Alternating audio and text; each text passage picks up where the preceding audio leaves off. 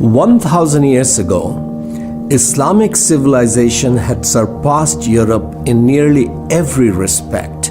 Islamic rulers were wealthier, armies were more powerful, and scholarship was further advanced. But something changed.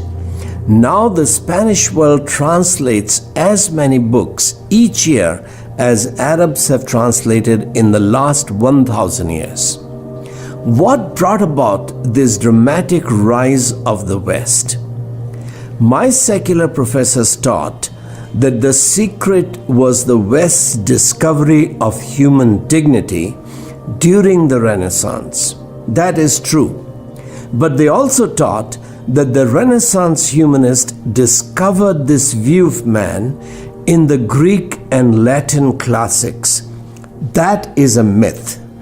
The classical writers held many noble ideals, but the inherent value, dignity, and equality of each human being was not one of them. The US Declaration of Independence includes the famous line, "We hold these truths to be self-evident, that all men are created equal."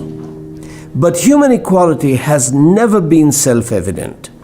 Virtually every society throughout history has kept slaves and made women inferior to men. So how did the West's conception of human beings become so radically different? My professors believed the secular myth that the notion of human dignity originated in ancient Greece. But they didn't actually examine the primary sources.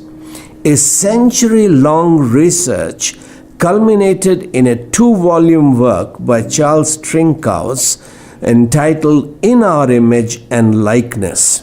Trinkaus concluded that although Renaissance humanists quoted and promoted the classics, their peculiar view of human dignity came out of the Bible in deliberate opposition to Greek, Roman, and Islamic thought.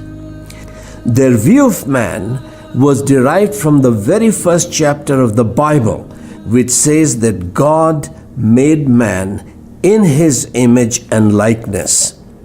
Renaissance writers such as Pico della Mirandola did not derive their high view of man only from one verse of the Bible about the creation of man in God's likeness.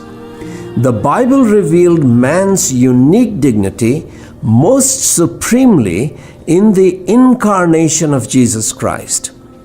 God saw the misery of man and came as a man to make human beings sons and daughters of God.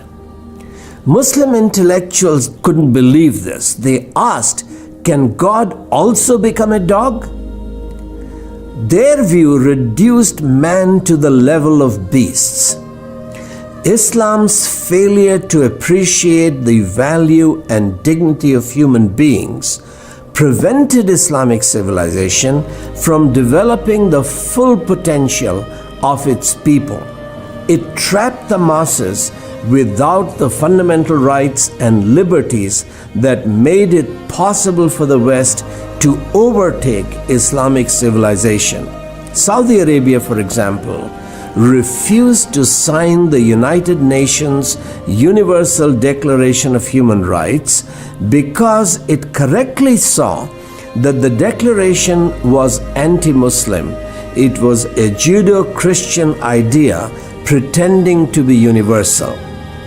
Far from violating God's dignity, the incarnation was to be the ultimate proof of man's unique dignity.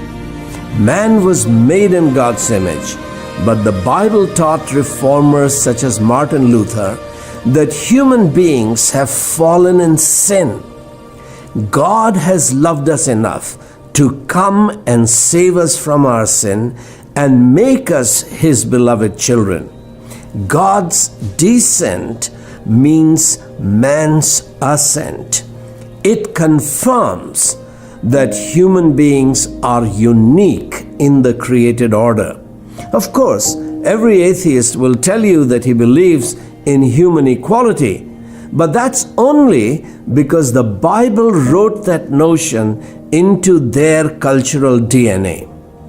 If atheists were writing the Declaration of Independence, they would have to write something like, "We hold these ideas to be politically correct, that all human beings have evolved equal and are endowed by natural selection with unalienable rights." But that would be absurd. Mosquitoes are never told by evolution not to kill human beings.